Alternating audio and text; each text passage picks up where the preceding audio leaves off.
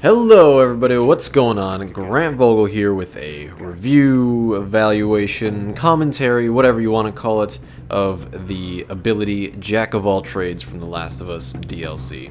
Kind of an interesting ability. Essentially what they did is they packed 16 loadout points worth of abilities into just 10 loadout points, which is pretty expensive. Or there's a level 1 of the booster as well, which is only 5 loadout points, and that maybe packs, I don't know, 9 or 10 loadout points worth of stuff into that. I don't know exactly. I'm using level 2. And basically it gives you a whole list of abilities. I think it gives you like Sharp Ears 1, First Aid Training 1, Covert Training 1, Crafter 1, Second Chance 1, I think maybe even Scavenger 1, Second Chance 1. It gives you a lot of stuff, Brawler 1. And essentially, what I've found with this perk is that it just makes you very well-rounded. It just gives you the ability to be adequate in any kind of situation.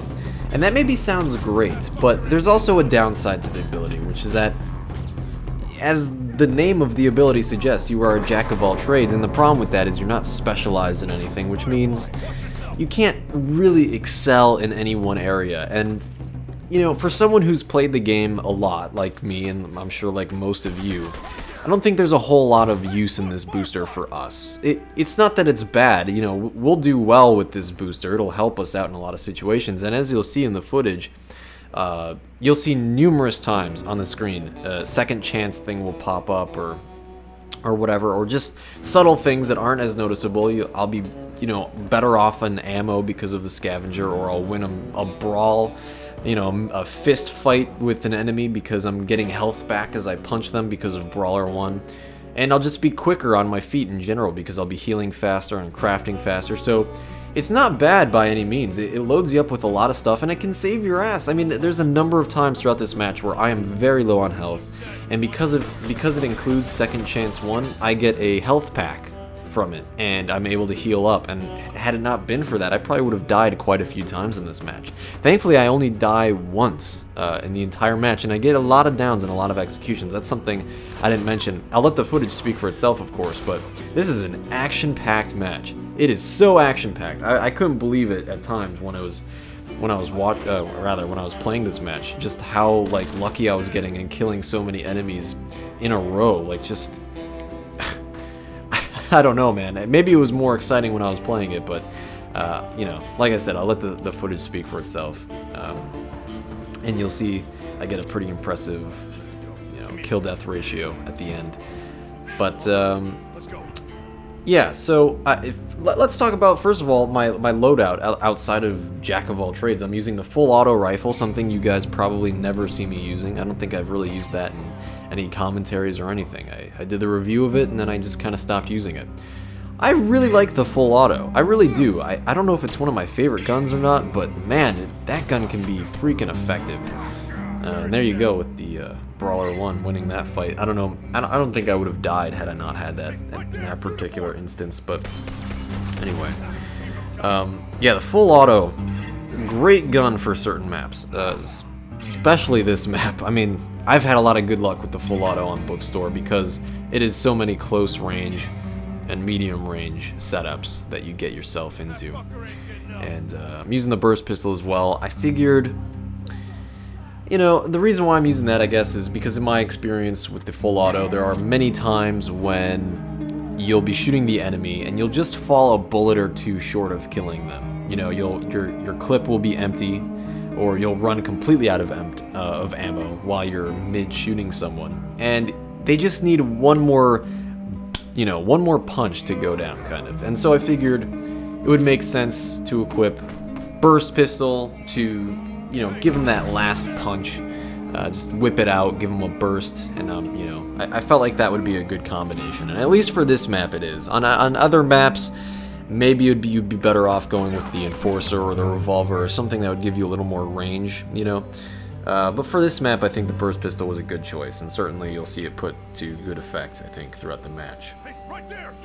So the interesting thing, you know, something I'm kind of anticipating just from in the past, I'm anticipating that someone here or there might comment saying, well, the reason why you got so many kills or whatever is because you were fighting noobs. But I don't think you can use that argument on this match, because we were pretty neck and neck for most of the match, and at one point we were even losing. And I think just from watching the footage you can see that we're putting up a good fight the entire match, and they're putting up a good fight the entire match. They're reviving their teammates, we're reviving our teammates. It's very neck and neck, I feel like, even though, you know, we have a few spawns on them right now.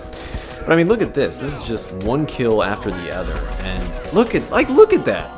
I'm taking down droves of enemies. Look at freaking that. Now, I do make a mistake here. Vital mistake. Tried to go for the special execution. I should have known better. Thankfully, my teammate is right there. Boom. Revive. Not a mistake I will make again, hopefully.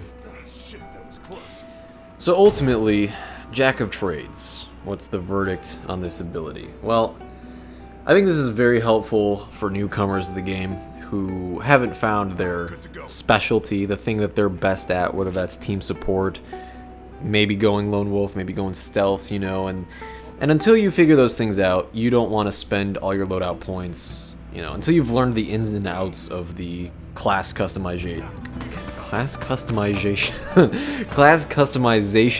you know, just how it works, and, you know, how all the boosters operate and everything, or the abilities rather. Until that point, this is a good booster to use, because it gives you a little bit of everything. It means that you will be able to handle any situation better than you normally would.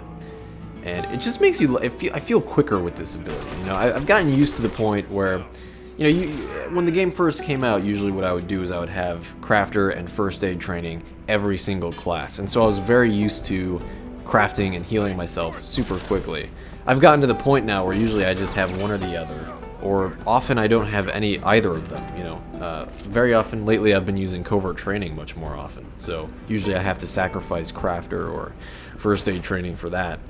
And it's kind of nice to have those both again. You just feel very quick, you feel equipped to handle situations better. And you're able to react better to near-death situations, as you've probably seen a number of times throughout the match. So what I would recommend is, if you're not new to the game particularly, if you're pretty skilled, if you're good, basically, then I would say don't bother even purchasing this ability. It's not going to do much for you. If you're new to the game, if you're having trouble doing well, this could be a good choice for you. Especially, I know if you start out in the game, you only have, I think, 10 loadout points unlocked or something, or maybe 11 or 12 or something. I can't remember at this point. It's been so long, but and that would be a good way to spend 10 loadout points, because it gives you 16 loadout points worth of stuff. Of course, the problem might be that you can't afford a secondary weapon at that point, and if you're new to the game, you're gonna feel like it's necessary to use a large firearm. But if you're new to the game, I would say just stick with the revolver, equip Jack of Trades, and if you have enough loadout points, obviously, then equip like a semi-automatic or hunting rifle or something of that sort. And I think you'll be pretty well off. I think it'll improve probably your score pretty good. So, of course, I died accidentally. I made another mistake, and of course I didn't get the spawn. It feels like I never get the spawn. The last spawn, you know, when your team gets down to that point. I feel like I never get it. And typical, of course, that I wouldn't get it during a video. But, you know, whatever. My final score was 14, 10, and 1, I believe. Pretty freaking action-packed, and I had like 10 kills or something, like not even halfway into the match. I mean, that first half of the match was freaking action-packed. So I thought that was a pretty entertaining match overall. I thought it was a good demonstration of Jack of all trades and what kinds of, you know, how you can build a class around it, basically. And I would recommend you use the full auto or variable rifle, semi-auto. I think those are good Jack of all trades weapons, because they are in themselves kind of Jack of all trades guns. They can be kind of used at any range, any situation, especially the semi-auto. So I definitely recommend that with Jack of all trades. Variable rifle as well is a great choice. So thank you everybody for watching. I hope you enjoyed the video. If you did, let me know with a like, and let me know what kinds of videos you want to see. I'm almost out of ideas. I'm working on the burst rifle, machete, flamethrower, and military sniper re-reviews. Those will be coming out probably right after I re-review Damage Marker. Or not re-review, once I do my review of Damage Marker, which will be coming soon. So thanks for watching. I appreciate it. I will talk to you guys in the comments.